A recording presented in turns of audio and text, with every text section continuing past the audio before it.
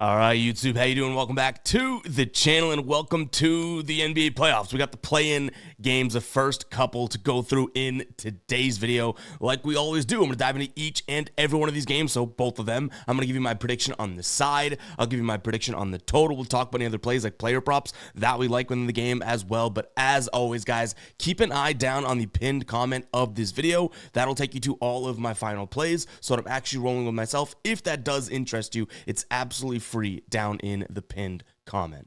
All right, YouTube, how you doing? Welcome back to the channel. I tell you guys I'm a dummy all the time. They don't suck. They've just been sucking. Get them down to -3 for more juice than Jose Canseco in his prime. Tell me you're new without telling me you're new. So don't go jumping down my throat in the comments, right? If you want to fade me, or if you do want to ride me, this still leaves a bad taste in my mouth, right? And remember, more chins, more wins.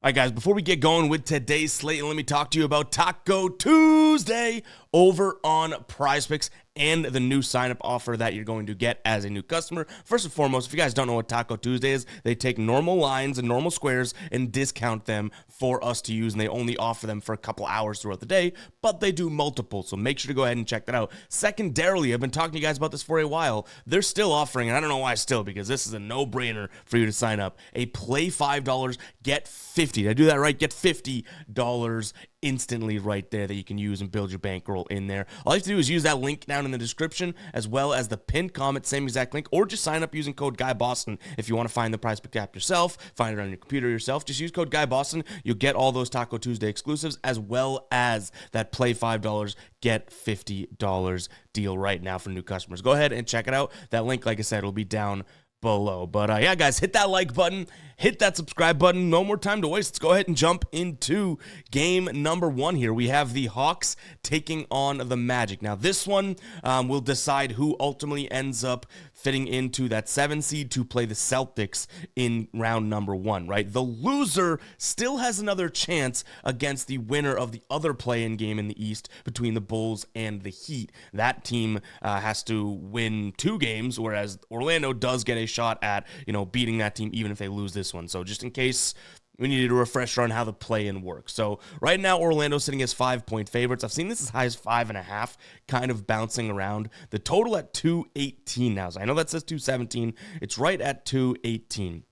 I do think Orlando is the better ball club in this spot. They have the better team and the better defense. And, I have to imagine that defense is what's going to kind of reign true in a game like this, especially given the fact that this Atlanta team really has struggled defensively. Now, if you look at their defensive numbers recently, you might think, oh, they look pretty good and whatnot, but that's towards the end of the year when things aren't exactly, other teams aren't firing on all cylinders or anything like that, right? And you throw in the fact that this Orlando team closed out the year with a loss to Atlanta. Maybe there's a little bit of fire between these two squads here. So for the defensive reasons, I do think Orlando takes this one. I don't really like it as it gets higher and higher towards 6. I would say if we can get it at 5 and maybe even buy a half point to 4.5, if the price makes sense, that's where I would kind of peg this overall. I have this at a 116 to 111 game for Orlando. Where I will say Atlanta probably, makes their mark is to up the tempo. Like I said, we just saw these two teams play.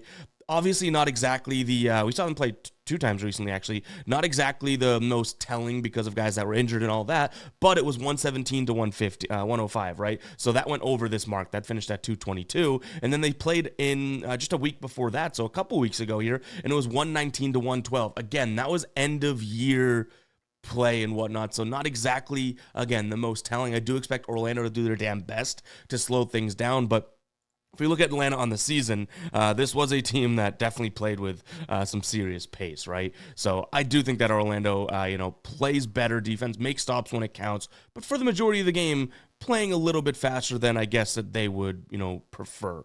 Now, if we want to look at this from where Atlanta is going to shoot from and that type of thing, they've been shooting a decent amount of threes. In fact, we can jump into the dashboard and you guys can see this. Might be a better look at it. Over here, you can see corner threes above the break, not exactly mid-range, maybe a little bit in the paint, but when looking at Orlando's defense, nothing really is alarming, right? Atlanta, last 10 games here to close out the year. Obviously, I keep saying a broken record last 10 games. Maybe there's a little bit of bias towards some bad bad play there because guys didn't care or weren't sitting out. But for the most part, both of these teams, with the exception of the last couple games, were really trying to cement their playoff spot, right? But Atlanta, 38.4% from above the break. Well, Orlando, 34.6% defensively from above the break. Okay, Atlanta in the paint, 52.3. That's really good, right? 41.5 from Orlando defensively. Right here is really big. Atlanta, who on the season, third most points in the paint, right? And to close out the year, they shot 69% at the restricted area. Orlando, just over 60% to their opponents. So Orlando's defense looked very, very good. And I think that's what ends up stifling it. And how about this? This is how they finished out the season in terms of defense versus position. Only the point guard, we'll talk about Trae Young in a second, only the point guard being the position that kind of got to them defensively. And that makes sense, right? When you look at Pope, Wagner, Bencaro, and Wendell Carter Jr., some of the guys that actually were mainstays in the offense this year versus just, being in and out for injuries, we're able to develop some sort of, rhythm there, I guess. So, yeah, I don't want to talk in circles here. I like Orlando minus the points. It's definitely got a chance of being a final play, and I don't mind the over. That's kind of what I was getting at when I said I think Atlanta is able to up the tempo and most likely cause this one to go over. Now, does Atlanta just absolutely, the bed? Potentially, because this Orlando defense is overwhelming and whatnot, but we've already seen Atlanta just the season, be able to put up at least respectable numbers against a good Orlando defense. And I keep talking about this Orlando defense. We can't just sit here and act like they didn't allow, 115 to Indiana? Good team, I know. 117 to Atlanta, 112 to Atlanta. I think Washington almost got to 100 on them. San Antonio scored like 110 on them. And these are all recent games, right? So all we need is Atlanta to probably put in, like I said, I had this at 116 to 111. That would be way over this number, but that's kind of where the score I have, pegging this one at. In terms of what we have from from a player prop perspective, I want to go in a couple different directions here. First off, it's going to be Trae Young. 36.5 for his points plus assists is something I'm considering. I don't mind the idea of his over, 2.5 threes, or his over in points, or even his over in assists alone. I went to points plus assists because he has some good numbers against this squad. Last 6 games here against this Orlando team, he's averaging 38 points plus assists. And Orlando isn't the best defense when it comes to the pick and roll. They're not terrible. They're just kind of middle of the pack. Atlanta does like to run the pick and roll, Trae Young being the biggest factor of that. So I do think that he's going to be able to come off that pick and roll and potentially score with his little floater today, right? When he doesn't, when Orlando decides to, vacuum in on him and really close out on him, or at least pressure him off to pass the ball, I do think that there's going to be opportunity for some of the guys that, hit some of these knockdown shots for them. Maybe, hopefully, Dyson Daniels gets it going today. I guess Ricochet, some of the guys off the bench, that type of stuff. So I think that Trae Young, other than his normal assists workload that we can kind of expect from him, I do expect him to have, 1, 2, or 3 more of those, solidified assists, maybe like 5 more potential assists via the way Orlando plays defense. Now, if we look at the assists from how Trae Young has played Orlando recently, last time they played 10 assists on 17 chances. The time before that, he had 6 assists on just 14. The time before that, he had 8 assists, but still on 17 chances. The time before that, he had a bunch of potential assists, finished with 12 assists. Now we're getting back into, last year and whatnot. But ultimately, I do think that this is a decent spot for him. And I threw the points in there because, like I mentioned, that's one position that seems to be able to score on this point guard, on this Orlando defense, the point guard position. So Trae Young over points and assists, definitely a chance of being a final play there. Also taking a peek at Cole Anthony.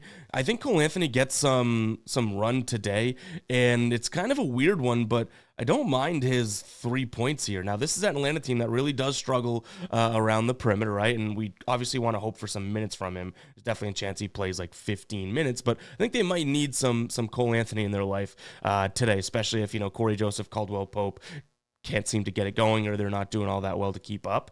And this is a guy that, if given the opportunity, he might shoot a bunch of threes, and all we have to do is hit one today. His line is at 0.5 for minus 118 over on MGM. I do not mind that. I also considered for plus money his over 5.5 points, because what if he makes a couple baskets, hits a 3, that type of thing. This is a guy that, again, when given the opportunity, so let's say Cole Anthony goes out there and gets 20 minutes of play, right? So we'll look at this season when he plays 20 minutes. He's hit this in 28 of 30 games. We just need him to be healthy. We need him to be ready to go and to get the minutes. So I like Cole Anthony as well as Trae Young. Looking at both point guards today in this matchup. All right, guys, I just flashed the dashboard up there. It's over on the Guy Boston Sports site, GuyBostonSports.com. Head over to the members area. You can see NBA dashboard is right there in the menu. If you are already logged in and have an account, you will see the dashboard pop up right here. If you are not logged in, what you'll have to do is obviously sign up. We have a couple different membership options. You can see membership levels here. We have an all sports membership, an NBA membership, as well as an MLB membership, all priced according there. You do save, I think it's like $1 per month when doing the all sports dashboard, but you get the dashboard each and every day. You go through, you get each and every game, especially it's going to be huge, the playoffs, in a visual format. This pulls from a bunch of different websites. Half of it's manual, half of it's kind of automated that we've set up. Hoping to make it all automated, but a lot of work goes into this to get you guys a really good starting point for your research each and every day. Is this the end all be all? No, I'm sure you'll have to use other sites and whatnot, but this is quite literally each one of these like sections of the dashboard is coming from a different website. So me making this is saving myself and you guys each and every day from going from like to 8 different sites versus just using the dashboard. So consider becoming a member today. Again, it's over in the members area. Pick your membership. You get both, again, MLB and NBA, or you can do them separately if you'd like, and whatever price you get in at, you keep. So this will obviously, we're probably going to make advancements, and the NBA Dash will be better next season. It might even better. It's like just more and more information in there. If you get in today and want to keep going with this throughout the off season and whatnot, you're still going to get $2.99 next month. I don't know if that's the best move. I'd probably recommend the all sports dashboard. All right, next game up, Golden State taking on Memphis. Now, Golden State and Memphis, I guess the season might not have ended exactly how they'd want to, but this is the game in which the winner will end up playing the Rockets, which is a hell of a lot better situation than if they lose this and have to go play the winner of the Kings and Dallas game. And who do they get? The number 1 team in the league, the Thunder. So this game is going to matter. Not that it wouldn't anyways, because it could be a winner go home type situation, but the win here I think would matter tremendously. In the East, now I'm a biased Celtics fan, right? But in the East, going to play the Celtics may even be kind of like more skeevy than being like, all right, let's go play the Cavs, right? And the Celtics are the 2 seed. The Celtics could well be better than the Cavs' playoff.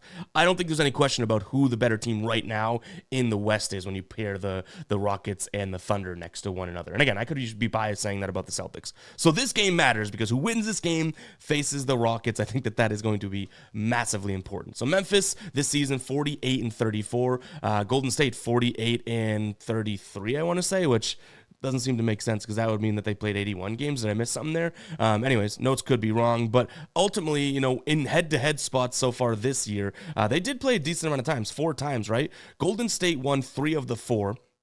But Memphis did cover in 2 of them, so we're split when it comes to the sides here from an against the spread perspective, right? Now, Golden State being at home, I think, is a massive, massive factor. I do. The Memphis Grizzlies, you could have looked 3 weeks ago, I'd say, and they would have been one of the most profitable on-the-road teams on the season in the league, and they kind of started to not exactly cover as much when on the road in the last mid-March and on, right? So I don't know how much weight I want to put into that. John Morant missed a few of those games. Now they should be pretty healthy. They did look decent, in my opinion, to close out the year. I mean, their only losses really were against legit teams. Like, listen to this. They closed out the year 4-6. The 6 losses within their last 10 games: Denver, Minnesota, Golden State, Boston, Lakers, OKC.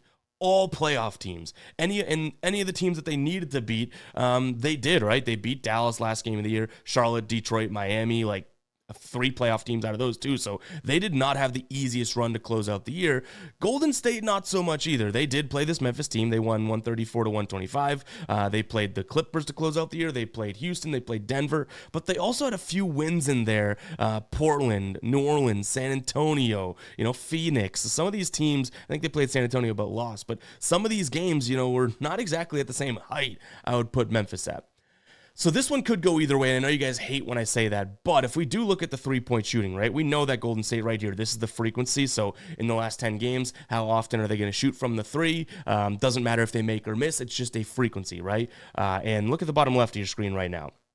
Memphis. Okay, they closed out the year again, playing good basketball, number 1, but they played Minnesota and Denver in those last couple games, right? I wouldn't really say that this number 1 over the last 3 games, points from 3 is telling. I would more so say 21st on the season and 24th on the road on the season is telling. If this Golden State team starts to hit their shots, we should see some serious action from them, and even from a catch and shoot / pull-up perspective down here specifically, you can see that this Golden State team loves to shoot the catch and shoot, right? 6 frequency, 6 score percentage. Well, over here, not exactly. I mean, middle of the pack at best for Memphis in terms of catch and shoot percentage, in catch and shoot frequency as well from a success rate. And then same thing from the pull-up, right? 7th best score percentage, just 13th frequency, but geez, almost dead last across all 3: frequency, effective field goal percentage, and score percentage from Memphis. So I think the pull-up jumper is going to hurt them today. Golden State's going to be my pick in this one. -7, a little dicey, but I could even see like an Orlando and Golden State money line type play. Now, what I will say is, and if you are in Memphis, I'll make a couple points for them real quick. First and foremost, if you watch these teams, not that the eye test always should be the thing that, distinguishes or changes our mind about a play or whatnot, but this Memphis team, though they did end up losing, to Denver and to Minnesota and some of these teams that are that next level, like the ones I mentioned, they're playing really hard and they can run. Golden State, to close out the year, kind of struggled with being able to run and, stopping teams in transition. Now, is that because they were taking it a little bit more easy and wanted to, rest up for the playoffs or whatnot? I'm not sure, but some of these games, like when Memphis did play them, that was a very high-scoring game, but they let Memphis run. Golden State did just kind of catch fire, right? But the Clippers scored like 125 on them. The Spurs scored like 115 on them. Lakers was 119 or something like that. I don't have the numbers in front of me. But point being is that if Memphis does run and sets I don't think that, if I should just put it easily. If Memphis does run, I don't think that the Warriors are going to shoot, 43% from in transition threes again, like they did that last game. And what did Steph have? Steph had over 50 points against them in that big win, 134-125. So if Memphis wants to run, it is going to be a hell of a lot better situation for them. I peg this one kind of around, maybe I would say probably 110 to 115 if this game gets up and going. And I think that that's where Memphis does leave their mark. Much similar to how I said Atlanta should play against Orlando, knowing that that's an advantage. Memphis should know that absolutely running is an advantage for them in this spot. And I mentioned them on the road. They've hit, in their independent games, 61% of their games on the road this year, they did hit the over in. So I'm going to give Memphis credit there. I do think Golden State wins this one. I think that they can win it by, 7, right? But I do think Memphis is going to up the tempo. So I'm going to lean towards the over in this one as well. A player prop spot that I'm considering here, and I think that it's just kind of based on, 1, some eye test, and 2, recent history of this dude against this Warriors team. But I do like Jaren Jackson Jr. today, too. A couple different things. I really do like his points and rebounds. I think that this is a good spot for him. They are going to, because this team is undersized, I think that they're going to do their best job to make Zach Edey either get out of the game or in foul trouble, or make sure he just does not utilize his size over them to their advantage, right? And Golden State's crafty enough and has enough veteran leaders on that team to be able to do that, I would say. Jaren Jackson, I expect to play a ton of minutes, and I expect him to maybe even start playing the pseudo 5 in this game, in which he still will have a size advantage over just the starting lineup of this Warriors team, right? So I like him to grab some boards today. His rebound line, I think you can get at 4.5 right now, which is absolutely crazy. But 5.5 for plus money, I know that for sure. But I like the idea of his points plus rebounds at 24.5. And I also, not that this has to do with the size thing, but I think he could hit a couple threes today. This is a Warriors team that out of everything against the 3-point, the power forward position, the 3-point would be their biggest weakness in terms of how they close out the year from a defense versus position perspective. So there could be a Jaren Jackson Jr. over 1.5 threes today as well. We would obviously just need the quantity from him. Head-to-head, last time he played, which was in April, he played this team. He did have 2 threes. He shot it 9 times. In his last 10, he's hit this in 8 of his last 10, and he's averaging like 7 attempts from 3 per game. So yeah, I'm not saying the Warriors are weak there or anything like that. They're a good perimeter defense, and they're also good right in the paint. But I think that Jaren Jackson Jr., they could be shading some help to make sure that Zach Edey has some more bodies on him. And I'm just talking rebounding wise. Like obviously they're going to focus on Jaren Jackson Jr. more, but a lot of focus on Ja. I think that Ja's going to drive and kick. Jaren Jackson may be someone that benefits from all of that. So yeah, that's probably my main player prop in this one. In terms of other spots, I thought about Ja over in points just solely because I don't think this guy is going to give up. He closed out the year really, really well. I think last 10 games of the season averaged 30, then averaged like 27 in his last 20 games. So yeah, really, really good looks to Ja. Even when he only played like 30 minutes or something against Denver, which he had been playing like 38 before, he scored 21 on them, and he didn't have the best shooting night. So Ja could be a look as well. That's probably where I'd go, either Ja or Jaren Jackson Jr. from a player prop perspective. But guys, that's going to wrap it up for today's show. 20 minutes, 2 games. I know the Guppies are going to complain about that one, but go ahead and comment 20 if you made it this far into the video. Hit that like button, hit that subscribe button. Really do appreciate it. I know we can ramble, but you know what? I'm excited for the playoffs. We'll try and at least reel it in a little bit and get some of the jibber jabber out of there as we move forward. But you know, playing, I'm just very excited, right? So I'm talking like I'm talking to someone, having a drink with them at a bar or whatever, just saying whatever comes to mind. So yeah, hopefully you guys can get through that. Appreciate the hell out of you. We'll catch you guys in the next one, right? Peace out.